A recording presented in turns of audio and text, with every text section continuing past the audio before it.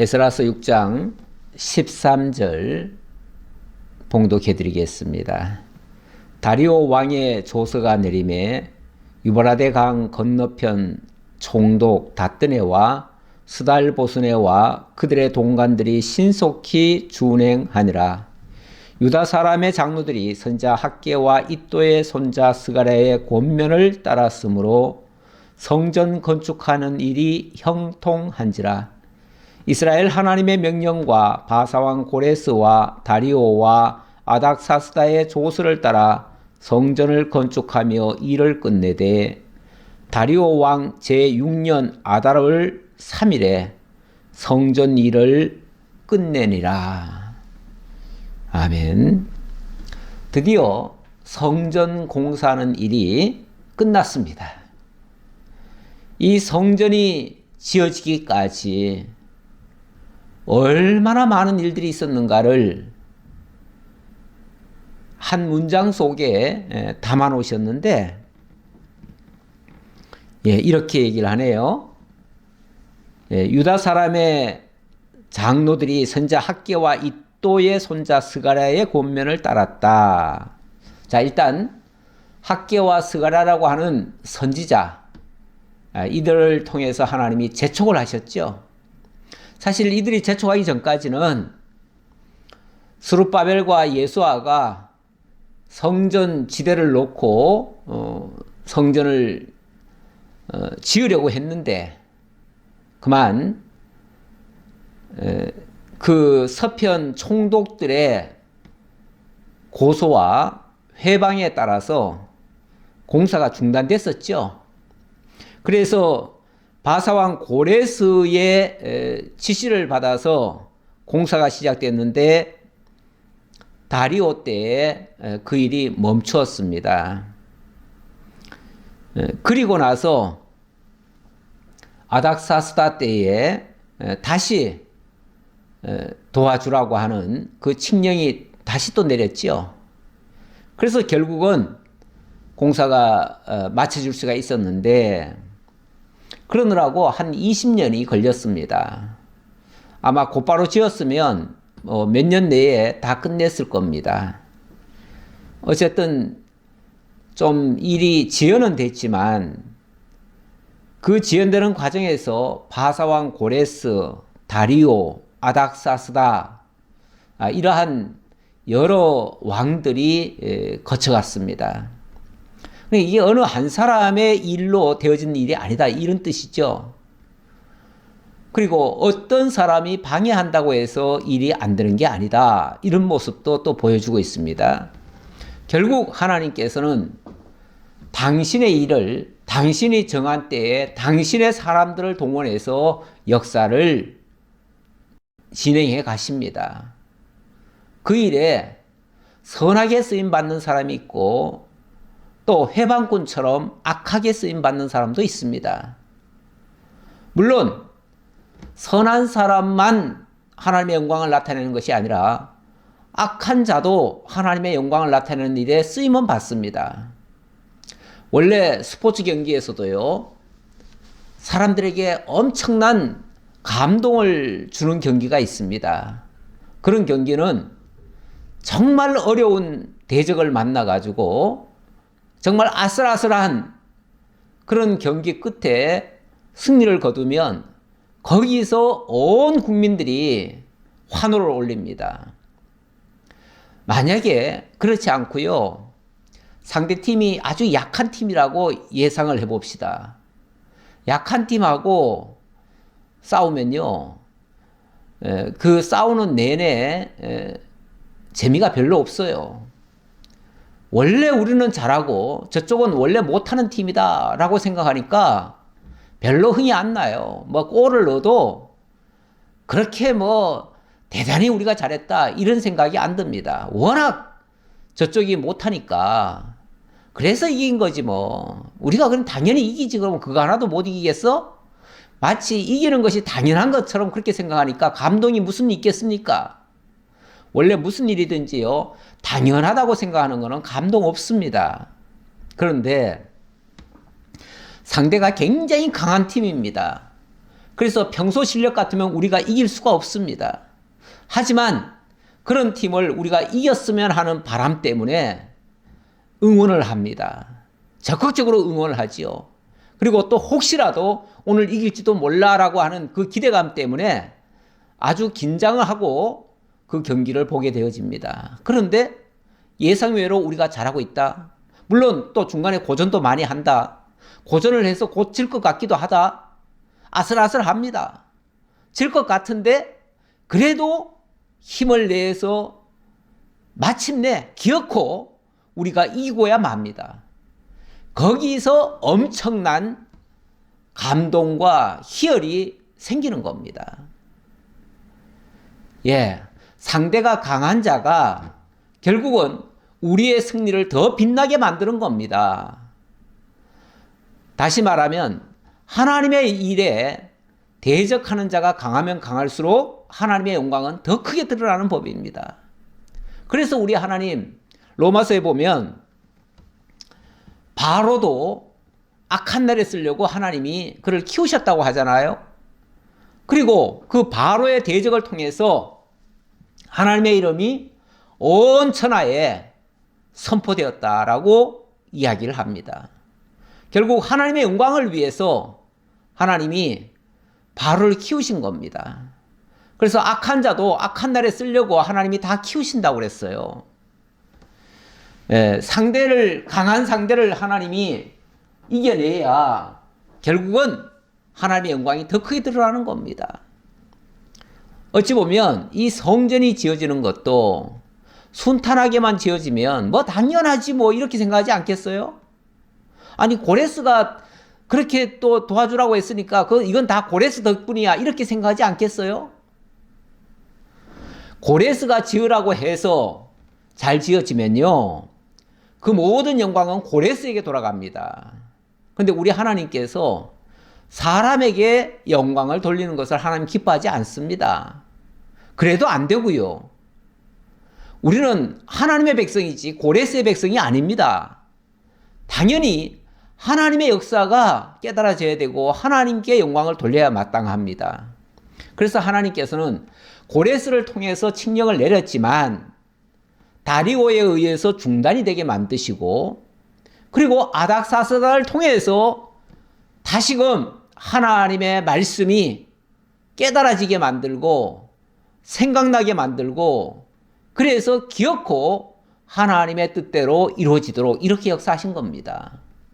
그랬으니 이건 고레스가 한 것도 아니고 다리오가 한 것도 아니고 고레스가 도와주라고 해서 된 것도 아니고 다리오가 도와주지 말라 중단하라 그래서 멈춰진 것도 아니고 아닥사스다가 다시 해줘라 그래서 된 것도 아니고 결국은 하나님이 하셨다라고 고백할 수밖에 없습니다. 이것이 성경이 우리에게 증거하고자 하는 본뜻인 거예요. 우리는 성경을 통해서 그걸 깨달아야지 뭐 누가 어떻게 해서 어떻게 잘해서 또 기도 많이 해서 뭐 그래서 됐다 이런 식으로 생각하면 그건 사람에게 영광을 돌리는 거예요. 사람에게. 우리 하나님은 결코 그것을 기뻐하지 않습니다. 자, 이렇게 해서 스룹바벨이 드디어 공사를 마치고 자 공사를 마쳤으니 어떻게 해야 되겠습니까? 이제 성전 봉헌식을 해야지요. 하나님께 이 모든 영광을 돌리고 하나님께서 짓게 하셨음을 감사하고 찬양을 해야지요. 그게 봉헌식입니다. 16절입니다. 이스라엘 자손과 제사장들과 레위 사람들과 기타 사로잡혔던 자의 자손이 즐거이 하나님의 성전 봉헌식을 행하니 즐거이 성전 봉헌식을 했다. 예. 기왕 하는 성전 봉헌식 기쁘게 해야겠죠. 당연히. 기뻐한다는 것은 깨달았다는 뜻이에요. 이것이 하나님이 해주셨다는 것을 깊이 있게 깨달은 겁니다. 그래서 기쁜 마음으로 성전 봉헌식을 하게 되는 겁니다. 우리가 무슨 일을 할 때에 그 일의 의미를 찾지 못하면요 기쁨은 없습니다. 일을 하는 것이 힘들어요. 어떤 일을 하는데 마지못해 하는 경우도 있고 즐거워서 하는 일도 있죠. 마지못해 하는 거는요, 누가 시키니까 하는 거예요. 안 하면 안 된다고 생각해서 할 수 없이 하는 거예요. 내가 원해서 하는 게 아니에요. 그런 일을 해도요, 즐겁지가 않습니다. 억지로 하는 거예요, 억지로. 그런데 여기 봉헌식은 아주 즐겁게 했다. 이거는요, 이 성전이 지어지기까지의 그 하나님의 놀라운 역사를 깨닫고 그 의미를 깨달은 겁니다. 그래서 그 가치를 발견한 거예요. 그러니까 이 봉헌식 하는 것조차도 너무나 소중한 거예요. 무슨 일을 하는데 그 일의 가치를 느끼는 거예요. 아주 값지다고 생각하는 거예요. 그러니까 너도 나도 할 것 없이 다 기쁜 마음으로 참여하는 거예요. 우리가 하나님의 일은 이렇게 해야 되는 겁니다. 몇 사람이 알아서 하는 일들이 아니고요. 하나님의 일들은 모든 사람이 함께 깨닫고 하나님의 진리와 은혜를 찬양하면서 하나님께 영광 돌리기 위해 하는 일들, 그런 일들이 참 소중한 일들이죠. 그 일을 하면 일을 하고도 보람이 되고 기쁘고 가치가 있습니다. 소중합니다. 자, 그래서 즐겁게 성전 봉헌식을 행하는데 하나님의 성전 봉헌식을 행할 때에 수소 100마리와 순양 200마리와 어린 양 400마리를 드리고, 수소 100마리, 이 소 제물은 대부분 보면은 지도자들을 위한 제물일 수 있습니다. 그 다음에 순양 200마리, 그들도 또 백성의 지도자들, 그러니까 아주 고위층에 있는 지도자들과 또 그렇지 않은 또 지도자들도 있잖아요. 중간 지도자들. 그리고 어린 양 400마리라고 돼 있는데, 어린 양 400마리 하는 거는, 이런 거는 이제 대체적으로 백성들을 위한 제물, 이렇게 볼 수 있습니다. 그러니까 이 제물을 보면 여기에 참여하는 자들이 지도자들, 또 중간 지도자들, 그리고 또 백성들 다 함께 참여하는구나, 이렇게 볼 수 있는 거죠. 또 이스라엘 지파의 수를 따라 순념소 12마리로 이스라엘 전체를 위하여 속죄제를 드리고, 제사장을 그 분반대로, 레위 사람을 그 순차대로 세워 예루살렘에서 하나님을 섬기게 하되 모세의 책에 기록된 대로 하게 하니라. 자, 이렇게 해서 하나님 앞에 감사로 봉헌식을 했다, 이 말씀이죠. 하나님의 성전이 지어지고 그 성전에 함께 참여하는 일, 이게 이제 소위 말해서 지금 봉헌식이라고 할 수 있는데, 오늘날 우리 신약 시대에도 우리가 모두 다 하나님의 성전에 우리가 다 참여를 하는 겁니다. 물론 이거는 신령한 의미에서 그리스도, 참 성전 되시는 그리스도에게 우리가 함께 참여하는 그런 모습이죠. 그 모습을 에베소에서 잘 설명하고 있습니다. 여기 보니까 긍휼이 풍성하신 하나님이 우리를 사랑하신 그 큰 사랑을 인하여 허물로 죽은 우리를 그리스도와 함께 살리셨고 너희는 은혜로 구원을 받은 것이라. 자, 예수 그리스도께서 우리를 살려서 당신의 성전에 참여시킨다, 그 말이에요.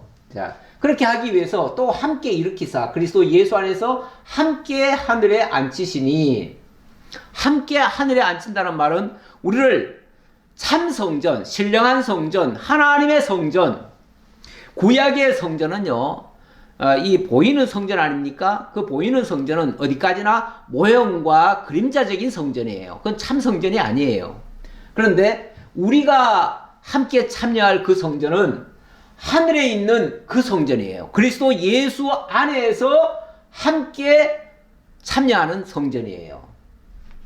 이 성전은 사도들과 선지자들의 터 위에 세우심을 입어서 함께 참여하는 겁니다. 거기에 모퉁이 돌은 우리 주 예수 그리스도께서 친히 모퉁이 돌이 되십니다. 다시 말하면 거기에 가장 핵심은 예수 그리스도시고, 우리는 그 예수 그리스도와 연합되어서 한 몸이 되어서 연결되어진다. 그 말이고요. 그의 안에서, 이걸 비유적으로 말하자면 이렇다는 얘기예요. 그의 안에서 건물마다 서로 연결하여 주 안에서 성전이 되어가고, 자, 그리스도가 참 성전인데, 그리스도가 참 성전이신 그리스도가 모퉁이 돌이 되시면 우리는 그 모퉁이 돌에 연결되는 하나의 벽돌 같은 존재가 되는 거죠. 그렇게 해서 함께 지어져가는 성전. 그래서 너희도 성령 안에서 하나님이 거하실 처소가 되기 위하여 그리스도 예수 안에서 함께 지어져 가느니라. 우리도 이 신령한 성전을 짓는 일입니다. 오늘날 우리는 이 성전과 무관한 존재인가? 아니라는 거예요. 물론 우리는 이제 실제적인 성전을 짓는 것은 아닙니다. 이제 이 땅에 있는 뭐 어떤 건물 성전을 짓는 건 아니에요. 이 건물 성전이라고 하는 거는 사실 좀 의미가 좀 달라요. 오늘날 예배당을 가리켜서 사람들이 자꾸 성전 그러는데, 그거는 엄밀하게 말하면 우리가 하나님의 말씀을 받고 하나님과 교제하고 하나님의 말씀을 선포하는, 그리고 하나님께 예배하는 그런 장소로서의 예배당이죠. 그거는 엄밀한 의미에서는 성전은 아니에요. 만약에 성전이 되려면은 그거는 하나님의 규격에 맞아야 되는데, 이 세상에 있는 모든 예배당은 모양이 다 다르잖아요. 하나도 획일화된 게 없습니다. 그리고 원래 성전이 제대로 되려면 특정한 하나님이 택한 곳이어야 됩니다. 하나님 택한 곳에다가 하나님이 정한 식양대로, 방향도 틀리면 안 돼요. 규격이 딱 맞아야 돼요. 하나님이 정한 대로. 그래야 되는데 이 땅에 있는 성전은 그런 성전이 없습니다. 없고, 이제는 그리스도 예수가 참 성전이 되시고 우리가 그와 연결되어서 함께 성전이 지어지면 거기에 하나님이 우리와 함께 하시는 겁니다. 그래서 하나님이 함께 하시는 곳, 하나님이 우리를 거처로 삼으시면 그곳이 바로 성전이 되어지는 거예요. 성전이란 말이 하나님을 모신 집이잖아요. 하나님 모신 집인데 하나님이 우리와 함께 하시면 거기가 성전이 되는 거죠. 그래서 고린도전서 3장 16절 이하에 보면 너희는 하나님의 성전이라 이렇게 얘기하잖아요. 그리고 예수 그리스도가 이 세상 보이는 성전을 너희가 헐라, 내가 3일 만에 이 성전을 다시 짓겠다, 이렇게 말씀하셨는데, 그거는 이 지상의 성전은 헐어지고 당신의 육체가 정말 하나님이 거하실 집으로서 온전한 성전이 되어진다는 뜻이었고, 거기에 그 그리스도가 머리가 되시고 우리가 그와 연합해서 한 성전으로 지어져 간다, 이렇게 말씀하신 겁니다. 그래서 이 성전의 의미가 좀 달라졌고 더 근원적으로 올라갔다는 것을 말씀을 드리고요. 자, 그 다음 6장 19절로 22절, 여기서는 온 백성이 즐거움으로 유월절을 지키는 장면입니다. 자, 성전을 짓고 나서 제일 먼저 한 일이 뭡니까? 바로 유월절을 지켰다, 그 말이죠. 유월절. 자, 유월절 어떻게 지켰는가 봅시다.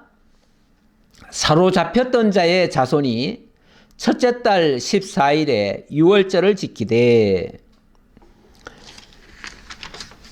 제사장들과 레위 사람들이 일제히 몸을 정결하게 하여 다 정결하며 사로잡혔던 자들의 모든 자손과 자기 형제 제사장들과 자기를 위하여 유월절 양을 잡으니, 사로잡혔다가 돌아온 이스라엘 자손과, 자, 제가 왜 21절까지 읽었냐면 여기 19절에 사로잡혔던 자의 자손이, 20절에도 사로잡혔던 자들의 모든 자손과, 그 다음에 21절에도 사로잡혔다가 돌아온, 이런 말씀이 나오죠. 사로잡혔다가 돌아왔다. 사로잡혔다가 돌아왔다. 이 사로잡혔던 자들, 이스라엘 백성을 가리켜서 뭐라고 얘기합니까? 사로잡혔던 자들이다, 이렇게 얘기를 해요. 어디에 사로잡혔습니까? 어디에 사로잡혔어요? 육체적으로 말하면 그들은 바벨론에 사로잡혔지요. 바벨론에 의해서 육체가 사로잡혔었어요. 그들에 의해서 노예가 됐어요. 바벨론에 사로잡혔으니까 노예가 됐지요. 노예는 자유가 없어요. 자유가 없어요. 이들은 종들이에요, 종들. 그런 자들을 사로잡혔던 그들을 이끌어내신 거예요. 이끌어내가지고 뭘 해요? 유월절을 지키는 거죠. 유월절. 유월절이라고 하는 게, 유월절이 뭡니까? 예, 출애굽기에 보면 하나님께서 이스라엘 민족을 출애굽시키는 거 아닙니까? 출애굽시켰다는 것은 애굽 땅에 사로잡혔던 자들을 거기서 이끌어낸 사건이에요. 그 이끌어낸 거를 뭐라고 그러냐면 구원이라고 말하지요. 그런데 어디서부터의 구원인가? 애굽 땅 종되었던 집에서부터 구원이었어요. 지금은 바벨론 종되었던 집에서 구원이에요. 자, 이 유월절이 처음 시작된 것은 바로 출애굽 사건이었습니다. 출애굽. 자, 지금은 뭡니까? 지금은 출바벨론이죠. 출바벨론. 지금은 출바벨론, 출애굽. 이 출이라고 하는 게 거기서 끄집어냈다 그런 뜻이에요. 거기서 나왔다. 에크칼레오, 하나님이 거기서부터 불러냈다. 그게 출입니다. 출. 엑시트라고 그러죠. 엑시트. 하나님께서 애굽에서부터 이끌어내신 다음에 유월절을 지키겠습니다. 이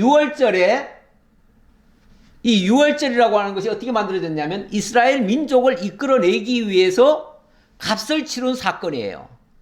거기에 어린 양이 희생을 당했죠. 그러니까 애굽 땅 종되었던 집에서 이끌어내셨는데 이끌어낼 때 그냥 이끌어내는 것이 아니라 엄청난 희생을 치른 겁니다.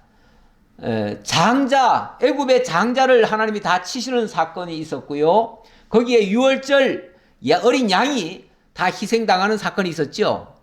그래 어린 양이 죽고 그 피가 문설주에 발려지니까 그 피를 보고 죽음의 천사가 지나간 것. 그래서 이스라엘에게는 어떠한 저주도 임하지 아니하고 그 피가 없었던 애굽 전역에는 그날 장자가 다 죽는 이런 사건이 발생했습니다. 그게 바로 유월절 사건이에요. 그러니까 유월절 또는 이 출애굽 사건과 출바벨론 사건은 맥락상으로 같아요. 같은 사건이에요. 같은 사건. 같은 사건인데 날짜도 똑같잖아요. 첫째 달 14일에 이렇게 얘기를 했는데 첫째 달 14일이 바로 유월절 첫 번째 제사 드리던 그날이에요. 정월 14일 날 저녁에 어린 양을 잡아먹고 그 다음날 아침에 이스라엘 민족이 전부 다 출애굽했잖아요. 지금 마찬가지로 지금 유월절 제사도 바로 그 시기에 맞춰서 제사를 드리는 거예요. 자, 이렇게 되어질 것이 구약에 이미 예언되어져 있더라고요. 요거는 시편의 찬양인데요. 시편에 보면 우리 하나님께서 이렇게 말씀하신 바가 있어요. 이거는 물론 나중에 시인이 하나님의 놀라운 역사를 깨닫고 이렇게 표현을 한 겁니다. 주께서 높은 곳으로 오르시며 사로잡은 자들을 취하시고 선물들을 사람들에게서 받으시며 반역자들로부터도 받으시니 여호와 하나님이 그들과 함께 계시기 때문이로다. 근데 이 말이 얼른 들으면은 이게 지금 누가 누구에게 하는 이야기인지 잘 모르겠어요. 이게 약간 헷갈리게 돼 있어요. 근데 저는 요 부분이 이 부분이 또 신약에 와서 성취된 말씀이 적힌 부분이 있습니다. 그 말씀이 어디 있냐면은 그게 디모데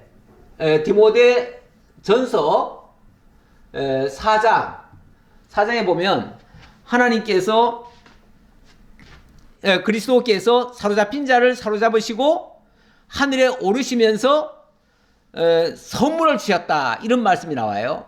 그 말씀이 사실 여기서부터 나온 말씀 같아요. 이 말씀이 그대로 성취되어졌다라는 말씀인데 이 일을 하신 분이 그리스도라는 얘기예요. 자, 그러면은 그렇게 연결을 해보면 이 말을 어떻게 이해할 수 있냐면 하나님께서 높은 곳으로 오르셔요. 이거는 이제 어찌 보면 장차로 말하면 예수 그리스도가 부활 승천하실 걸 얘기하는 건데, 이거는 이제 구원의 역사, 이 출애굽 역사예요. 이 출애굽 역사를 통해서 사로잡은 자들을 취하시고, 사로잡은 자들, 여기 사로잡은 자들인데 사실은 그 맥락상으로 보면 마귀에게 사로잡혔던 자들, 또 애굽에 사로잡혔던 자들, 바벨론에 사로잡혔던 자들, 그들을 이끌어내신다 그 얘기예요. 이끌어내시고 그들을, 선물들을 그들에게, 여기서는 받으시며 이렇게 돼 있는데, 받으시며 이렇게 돼 있는데, 받는다는 말은 사실 좀 이해가 조금 잘 안 돼요. 저도 이거 몇 번 지금 읽어봤습니다. 몇 번 읽어보면서 제가 결론은 이 말씀과 같은 연결된 말씀인데, 이 번역상이 조금 매끄럽지 않다, 그렇게 좀 느껴지는데요. 왜냐하면 여호와 하나님이 그들과 함께 계시기 때문이라다 그러잖아요.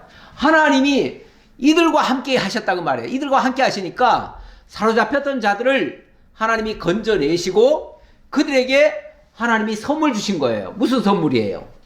구원의 선물이죠. 하나님의 은사죠. 은혜의 선물이죠. 그러면서 그 다음 말이, 이어지는 말씀을 보면, 그래서 날마다 우리 짐을 지시는 주, 곧 우리의 구원이신 하나님을 찬송할지로다. 이렇게 죄와 사망 가운데 종로로 타던 자들의 짐을 하나님이 대신 져주시고 거기서부터 이끌어내시고 그리고 선물을 주시는 분이시다, 그 얘기잖아요. 그래서 하나님께 찬양을 드린다라는 말이에요. 자, 그런 뜻이고, 자, 요거는 이렇게 해서 6월절 지금 하나님 앞에 제사를 드리게 되는데, 6월절 제사 그 마저 읽고 또 설명드릴게요. 21절 아까 좀 덜 읽었네요. 사로잡혔다가 돌아온 이스라엘 자손과 자기 땅에 사는 이방 사람의 더러운 것으로부터 스스로를 구별한 모든 이스라엘 사람들에게 속하여 이스라엘의 하나님 여호와를 찾는 자들이 다 먹고 즐거움으로 이랫동안 무교절을 지켰으니 이는 여호와께서 그들을 즐겁게 하시고 또 아수르 왕의 마음을 그들에게도 돌려 이스라엘의 하나님이신 하나님의 성전 건축하는 손을 힘있게 하도록 하셨음이었더라. 여기는 아수르 왕의 마음을 그들에게 돌렸다 그랬는데, 사실은 그 아수르까지 지배하는 바사 제국의 황제지요. 그 바사 제국의 황제가 특명을 내린 거 아닙니까? 아수르에게 쉽게 말하면 너들 이스라엘을 도와줘라, 그래가지고 성전을 지은 거 아닙니까? 그랬으니까 그 아수르 왕의 마음까지도 하나님이 다 바꾸셨다. 하나님이 구원의 역사를 일으키시려고 애굽 왕도 마음을 바꾸셨고 바벨론 왕도 마음을 바꾸셨고 아수르 왕의 마음도 바꾸셨고 다 바꾸셨어요. 그렇게 해서 하나님이 구원을 하셨으니 찬양 받으실 분은 하나님이시다 라고 말씀할 수밖에 없는데, 자, 그러면서 자, 6월절 지켰다고 그랬죠. 이 6월절 지켰는데 그 6월절의 어린 양이 뭔가, 요한계시록에 보니까 이런 말씀이 있어요. 큰 음성으로 이르되 죽임을 당하신 어린 양은, 죽임을 당하신 어린 양은, 이렇게 얘기하네요. 그러니까 일찍이 6월절 어린 양으로 죽임 당하신 분이 누구시냐면 바로 예수 그리스도라는 거예요. 그 예수 그리스도에게 능력과 부와 지혜와 힘과 존귀와 영광과 찬송을 받으시기에 합당하도다 하더라. 이 모든 역사의 주인공이 누구냐면 바로 그 어린 양 예수더라고 말이죠.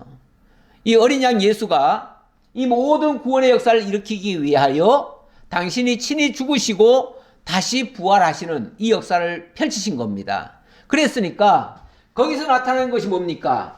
하나님의 능력이고, 거기서 하나님의 은혜의 부하심이고, 지혜이시고, 힘이시고, 존귀하심이고, 영광이시고, 찬송이시다 그 말이죠. 그래서 결국 이 6월절 이 제사가 하나님 앞에 온전히 드려졌다고 하는 말은 결과적으로 예수 그리스도의 온전한 구원이 완성되었다라고 하는 그런 찬양과 같다, 그렇게 보시면 되겠습니다. 자, 그렇게 이해를 해주시고요. 자, 7장으로 좀 넘어가겠습니다. 7장은 7장부터 10장까지는 에스라를 통한 제사 회복입니다. 1장부터 6장까지는 이 에스라서 전체가 성전 제사의 회복인데, 그러려니까 먼저 성전이 지어져야 되고 그리고 제사가 회복되어져야 되겠죠. 그런데 1장부터 6장까지는 귀환을 해서 성전을 재건하는 얘기까지가 소개된 겁니다. 그랬으니까 그 다음 이야기는 에스라가 등장을 해서 온전한 제사로 회복이 되어져야 된다 그 말이죠. 이 내용이 7장부터 10장까지의 소개가 되어져 있습니다. 자, 그 가운데 자, 제사가 회복되려니까 제사를 드리는 주체가 있어야죠. 그 제사를 드리는 주체가 누구냐면 바로 레위 자손들입니다. 레위 자손들. 그 레위 자손의 제일 지도자가 누구냐면 바로 아론의 16대 손 제사장인 에스라입니다. 그래서 에스라가 등장을 하면서 온전한 제사 회복이 이루어진다 그 말이죠. 사실은 지금 성전은 지어졌는데, 자, 성전 지어지면 다 됩니까? 뭐 저절로 다 하나님 앞에 제사가 드려집니까? 아니죠. 성전이 있어도 성전은 엄밀하게 말하면은 껍데기잖아요. 그 내용물을 채우는 것은 온전한 제사잖아요. 그러면 온전한 제사가 드려지려면 가장 중요한 제사장이 있어야죠. 그 제사장이 바로 에스라라 그 말이죠. 에스라가 제사장으로서 와야 되는 겁니다. 와야 되는데 이제 그 이야기를 지금부터 하겠다 그 말이죠. 자, 그 제사가 어떻게 드려지는가 이제 내용을 보겠습니다. 7장 1절로 10절 아론의 16대 손 제사장 에스라가 귀환하는 장면 자 보도록 하겠습니다. 이 일 후에 바사왕 아닥사스다가 왕위에 있을 때에 에스라라 하는 자가 있으니라. 그는 스라야의 아들이요 아사랴의 손자요 힐기야의 증손이요. 자, 그런데 여기 이 일 후에 이렇게 얘기했죠. 이 일 후에, 자, 이 일 후에 좀 전에 성전 지어지고 하나님 앞에 제사 드렸다. 그렇게 해서 일단락이 됐잖아요. 됐는데 이 일 후에라고 얘기를 했어요. 그러니까 언뜻 들으면은 요 문장적으로 보면 그 일이 있고 나서 곧바로 이렇게 이해가 되잖아요. 그런데 곧바로 되어진 게 아니고 이게 연이은 일이 아니고요. 자, 이 스룹바벨 성전이 지어지고 나서 에스라가 오기까지는요 약 60년간의 간극이 있습니다. 60년. 그러니까 이게 금방 일어나는 일이 아니죠. 한참 있어야죠. 한참 있고 그동안은 성전은 지어졌는데 성전 제사는 제대로 안 드려지는 거예요. 자, 성전이 있는데 성전 제사가 안 드려진다? 그거는 일종의 그런 부패하는 것과 같죠. 건물을요 아무리 잘 지어놔도 몇 년 동안 안 쓰고요 그냥 처박아 놔두면 관리 안 하면요 그거 못 쓰는 건물 됩니다. 얼마 전에 방송에 한번 자 뭐 경북 어딘가에 아주 깊은 산속인데 거기에 5층짜리 아파트가 여러 동이 지어졌더라고요. 근데 사람이 하나도 안 살아요. 그러니까 완전히 폐허가 되고 그야말로 짐승들이나 들락날락하는 그런 곳이 돼버렸어요. 너무 아깝더라고요. 산도 좋고 물도 있고 거기 아주 개천도 아주 잘 흐르고 있어요. 산 좋고 물 맑고 얼마나 좋습니까? 그런 곳에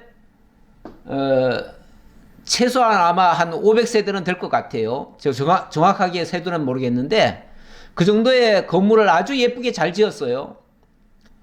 그런데 아무도 안 살아요. 왜 그런가 했더니 나중에 보니까 거기가 뭐 광산인가 뭔가 있었는데 그래서 숙소로 쓰기 위해서 아파트를 지은 겁니다. 그래서 거기 일하는 사람들에게 하나씩 다 줬는데 그게 아마 이제는 사양길로 접어들어 가지고 그게 더 이상 채굴이 안 되고 그래서 거기가 폐허가 되고 그러다 보니까 회사는 부도가 나고 그러니까 거기 있던 사람들은 다 이제 나가고 그래서 아마 그게 몹쓸 땅이 됐나 봐요. 그래가지고 거기는 이제 아무도 안 삽니다. 뭐 다른 거라도 어떻게 썼으면 싶은데 아마 그쪽이 광산하던 곳이라서 또 오염도가 있는가 봐요. 그래서 또 사람들이 살기에는 적합하지 않은 것 같아요. 어쨌든 지어놓고 몇십 년간 안 쓴다? 그러면 폐허되는 겁니다. 폐허돼요. 아무리 잘 지어도. 네, 그 얘기 하려고 말씀드린 거고요. 자, 어쨌든 성전은 지어졌는데 그래서 일단락이 잘 됐지요? 그래서 아주 순탄하게 잘 되는 것 같은데 내막적으로 들어가 보면 성전 제사가 제대로 안 드려진 겁니다. 안 드려지고, 그리고 성전 제사가 제대로 안 드려진다는 것은 하나님을 섬기는 일이 제대로 아는 사람이 없었단 얘기예요. 제사장이 제대로 없었단 얘기예요. 뭐 사람만 있으면 알아서 다 한다 이렇지 않습니다. 제대로 아는 사람이 있어야지요. 하나님, 왜냐하면은 한 70년간 70년도 지금은 이제 더 됐지요. 예. 그렇게 한 100여 년간 하나님에 대해서 까마득하게 잊어버린 사람들, 그들이 이제 성전을 다시 짓는다고 해가지고 그들이 곧바로 하나님 앞에 다 돌아오겠습니까? 잘 안 돼요. 그래서 제사장이 있어야 되는데 그것도 보통 제사장이 아니라 정말 학사 겸 정말 성경 박사인 이 에스라가 하나님의 말씀을 가지고 올라온 겁니다. 그런데 이 에스라가 누구냐 하니까 그 정체를 밝혀야죠. 에스라가 누구냐 하면은 바로 대제사장 아론의 16대 손이래요. 자, 그래서 한 60년의 간극이 있다는 거 이해하시고요. 2절. 살룸의 현손이요, 사독의 5대 손이요, 아이두의 6대 손이요, 아말의 7대 손이요, 아샤라의 8대 손이요, 무라요스의 9대 손이요, 스라히아의 10대 손이요, 우시엘의 11대 손이요, 붓기의 12대 손이요, 아비수야의 13대 손이요, 비느하스의 14대 손이요, 엘르아살의 15대 손이요, 대제사장 아론의 16대 손이라. 어찌 보면 이 족보를 쭉 얘기한 건데요. 거슬러 올라가면서 16대 손까지 올라갔는데 거기 보니까 아론이 등장합니다. 아론 이야기까지 하는 이유는 뭐겠습니까? 정통 제사장 가문이다. 이걸 얘기하려는 거죠.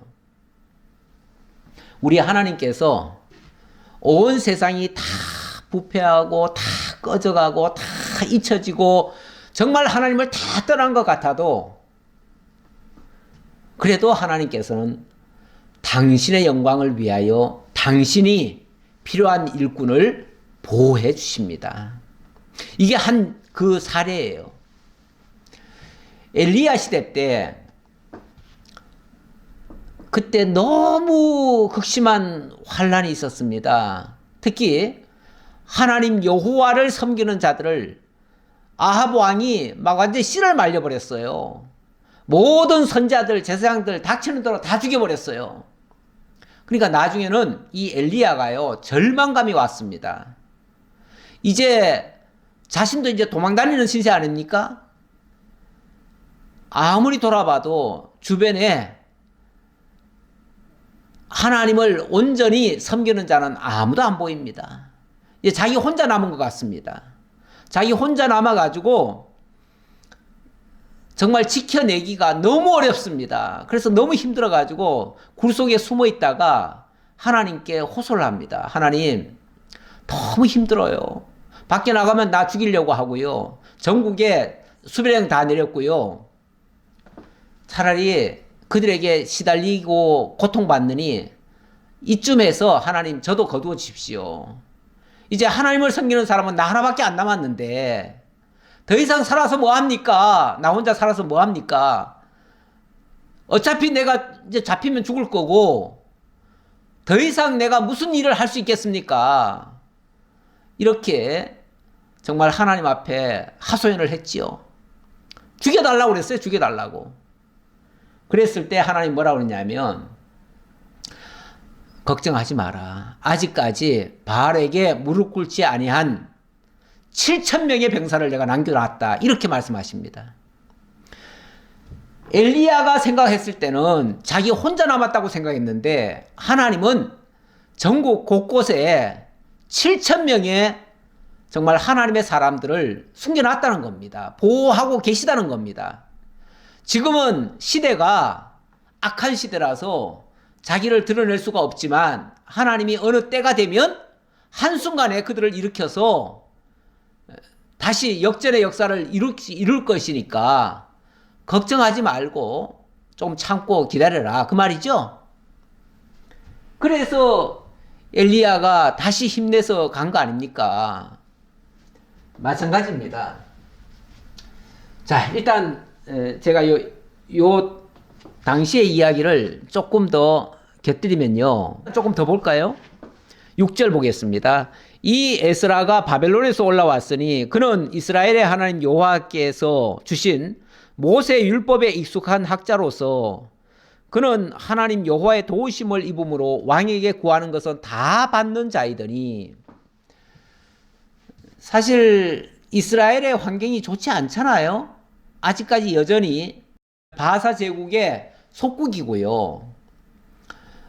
일단은 좀 허락을 받아서 성전을 짓기는 했지만 아직까지 온전히 제사가 회복됐다고 말할 수도 없고요. 여러모로 어렵습니다. 어려운 상황인데 하나님께서 어쨌든 때가 되니까 이 에스라를 바벨론에서 올라오게 만드네요. 올라올 때에 이 사람을 하나님이 쉽게 말하면 키우신 거예요. 그동안에 어떻게 키우셨냐면 모세의 율법에 익숙한 학자로 키우신 겁니다. 익숙한 학자로. 그리고 하나님 여호와의 도우심을 입음으로 왕에게 구하는 것은 다 받도록 이렇게 하셨어요. 다시 말하면 왕에게 특별한 대우를 받게 하신 겁니다. 자, 이때 이거 배경을 조금 설명을 좀 드려봤으면 좋겠는데요. 일단은 포로 귀환이 크게 말하면 3차에 걸쳐서 포로 귀환이 일어나는데 제1차 포로는 주전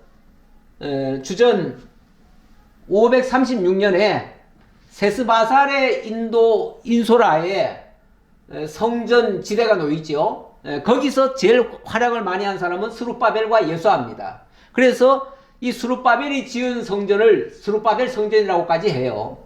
그리고 나서 이게 536년에 시작해가지고 516년에 완공이 됐거든요. 그러니까 516년에 완공이 됐으니까, 그리고 나서 완공된 후 주전 458년에 에스라가 돌아와서 제사를 회복합니다. 그러니까 458년이니까 요 기간이 이게 60년이라는 얘기죠. 60년. 516년에서 458년을 빼면 60년이 된다는 얘기예요. 60년. 이렇게 해서 약 60년간의 이 간극이 있다, 그 얘기고요. 그런데 요 과정에 무슨 일이 있었냐면 요 중간에 에스더서가 나옵니다. 에스더서. 이제 제가 여기는 안 적어놨습니다만은 이 에스더 시대에 이스라엘에게 큰 위기도 왔었지만 또 에스더를 통해서 에스더가 왕후가 되지 않습니까? 왕후가 돼가지고 이스라엘 민족이 보호를 받는 역사가 일어납니다. 그래서 이스라엘 민족에 대한 이 바사 제국의 특별한 대우가 펼쳐집니다. 모르드게가 총리까지 오르고요. 그러다 보니까 이 에스라도 아주 이 바벨론 제국에서 쉽게 말하면은 대접을 받는 거예요. 대접을 받고 인정을 받는 거예요. 그리고 학사 겸 이 제사장으로 역할을 하기에 부족함이 없도록 하나님이 만들어 주신 거예요. 그런 과정에서 어찌 보면 돌아온 거예요. 근데 인간적으로 생각하면 그 지역에서 그렇게 대접받고 인정받고 존경받는 사람이 이 어려운 곳으로 오기가 쉬울까요? 사실은 유다로 다시 돌아오는 것이 굉장히 어려운 일이에요. 사실 유다로 돌아올 때요, 굉장히 위기도 있었습니다. 왜냐하면 사방에 대적들이 있거든요, 여전히.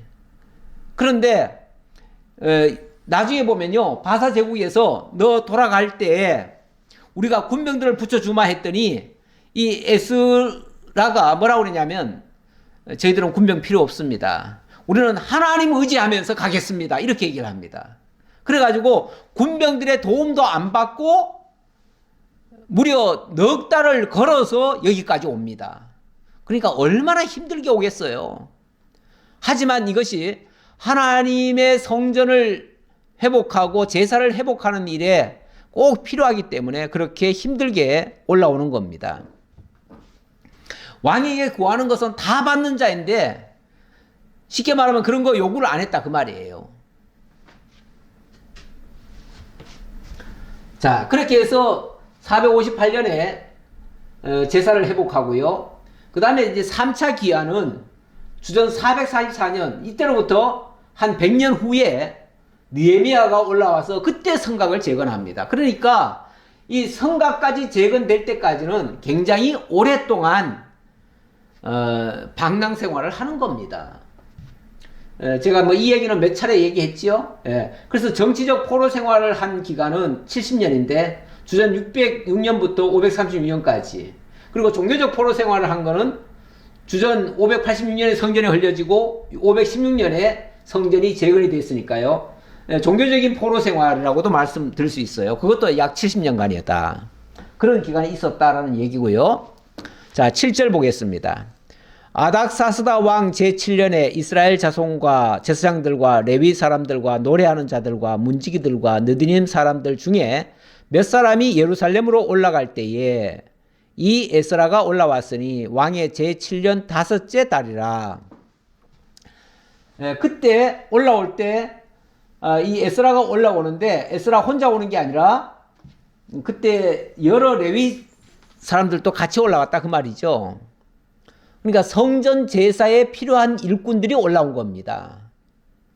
그러니까 먼저 1차 올라온 사람들은 성전 재건하는데 힘쓴 사람이고 2차에 올라온 사람은 제사를 회복하는데 필요한 사람들이었다 그 말이에요. 자, 9절 보겠습니다. 첫째 달 초하루에 바벨론에서 길을 떠났고 하나님의 선한 손에 도우심을 입어 다섯째 달 초하루에 예루살렘에 이르니라. 자, 바벨론에서 출발할 때에 길을 떠날 때에 첫째 달 초하루에 출발을 했는데 다섯째 달 초하루에 도착을 했으니까 만 4개월이 걸렸다 그 얘기예요. 이 바벨론에서 이스라엘까지의 거리가 만만치 않습니다. 뭐 며칠 만에 올 수 있는 거리가 아니고요. 무려 넉 달이 걸려야 올 수 있는 거리예요. 그렇게 매일같이 어찌 보면 걸었지 않겠습니까? 뭐 조금 걸다가 쉬다가 뭐 놀다가 이렇게 오는 게 아니고 부지런히 오는 건데 무려 4개월이 걸린 겁니다. 얼마나 힘든 거리입니까? 그 거리를 아까도 얘기했듯이 아닥사스다 왕이 특별히 배를 해가지고 너희들을 도와주겠다, 호해주겠다 했는데 저희는 하나님 믿고 그냥 가겠습니다. 하나님이 우리를 도우실 겁니다. 이렇게 생각하고 그냥 갔다 그 말이에요. 놀라운 일이죠. 실제 하나님이 도우셨고요. 그래서 여기도 표현이 그렇게 나오죠. 하나님의 선한 도우심을 입어 이렇게 도착했다. 안 그러면요, 그 중간에 올 때에 여러 나라를 거쳐서 와야 되지 않습니까? 다 적국들이에요. 적국을 거쳐서 와야 되기 때문에 솔직히 굉장히 위험한 겁니다. 그런데 그때마다 하나님의 선한 도우심이 있었다 그 얘기예요. 에스라가 여호와의 율법을 연구하여 준행하며 율례와 규례를 이스라엘에게 가르치기로 결심하였었더라. 이 에스라는 올 때부터 분명한 목적을 가지고 온 사람이에요. 무슨 목적? 이 연구를, 그러니까 성경을 연구해서 그 성경을 자신이 먼저 준행하며 그리고 율례와 규례를 이스라엘에게 가르치기로 아예 결심하고 나는 이 목적을 위해서 왔다. 이런 분명한 자기 사명을 가지고 여기까지 온 겁니다. 그렇게 하기 위해서 철저하게 하나님의 말씀을 연구하는 사람입니다. 이 에스라는 이 성경을 연구한 사람이에요.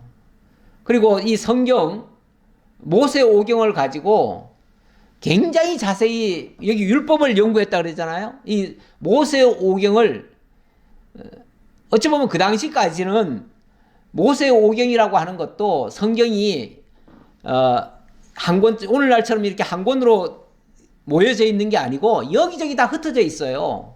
그러니까 자료가 있기는 있지만은 다 흩어져 있어가지고 솔직히 연결성을 찾기가 어려워요. 그런데 이 에스라가 이 모든 성경을 어찌 보면 다 모은 겁니다. 다 모아가지고 하나의 책으로 완성을 한 겁니다. 그래서 모세 오경이 에스라에 의해서 이렇게 오늘날처럼 우리가 볼 수 있도록 이렇게 정리가 된 거예요. 안 그러면 이거 다 파편이에요. 다 파편적으로 다 따로따로 흩어져 있던 그냥 조각 문서들이에요. 조각 문서들. 그 조각 문서들을 에스라가 이 연구하고 학자라고 그랬잖아요. 학자. 그러니까 이 성경을 연구하는 학자예요. 학자다 보니까 그 성경을 다 끌어모은 겁니다. 다 끌어모아 가지고 그것을 다 또 질서에 맞게 편집을 한 겁니다. 그렇게 해서 오늘날 우리가 쉽게 볼 수 있도록 그렇게 성경을 정리를 한 사람이에요. 그렇게 해서 그것을 자기가 정리도 하고 또 본인이 그 말씀대로 또 준행도 하고, 예, 말씀을 참 우리가 조심스러운 게요. 많은 사람들이 말씀을 수없이 막 쏟아내고 있습니다. 쏟아내는데 그 말씀이 사실은 자기한테는 적용을 안 하고 남에게만 적용하는 경우도 많습니다. 그런데 이 에스라는 자기가 연구하고 그 뜻을 분명히 깨달은 다음에는 자기부터 준행을 하고 그리고 그 율례와 규례로 이것을 백성들에게 선포해 가지고 백성들도 준행하도록 그렇게 가르쳤다. 얼마나 소중한 일입니까? 어찌 보면 모든 선생들의 모본입니다. 모본. 예. 그 모본적인 그런 학자 겸 스승이죠. 이런 사람이 이 말씀을 이렇게 준비를 해서 오늘날 우리에게까지 들려주었다라는 말씀. 예, 오늘 여기까지 하죠. 여기까지 하고 11절부터는 또 다음 주에 또 이어서 살펴보도록 하겠습니다. 기도하겠습니다. 하나님 감사합니다. 오늘도 저희에게 하나님의 살아계시고 놀라운 역사를 섭리하시는 언약대로 이루시는 여호와 하나님이신 것을 에스라서를 통해서 확인시켜 주신 거 감사합니다. 이스라엘 민족으로서는 도저히 스스로 감당하기 어려운 일들, 그런 일들을 하나님께서 다 이루어주셨습니다. 원수들이 회방을 놓고 반대를 하면 할수록 하나님의 영광은 더 크게 드러났고 하나님의 살아계심이 더 확실하게 증명이 되었습니다. 오늘 우리는 그렇게 이루신 하나님의 말씀을 듣고 있습니다. 하나님이 지금도 연약한 자들에게 힘과 용기와 지혜와 능력과 그 모든 은혜의 역사를 펼치시는 것을 저희들 깨닫습니다. 그러기에 때로는 우리들이 감당하기 어려운 일들도 발생하지만 그럴 때에도 낙심하지 아니하고 하나님 의지하면서 하나님의 말씀을 따르게 됩니다. 우리 하나님 친히 인도해 주옵소서. 참 성전 되시는 우리 주 예수 그리스도 안에서 함께 지어져가는 저희들 되게 하시고 그 안에서 온전히 하나님을 섬기는 저희 모두가 되도록 함께 해 주옵소서. 감사드리옵고 예수님 이름으로 기도하옵나이다. 아멘.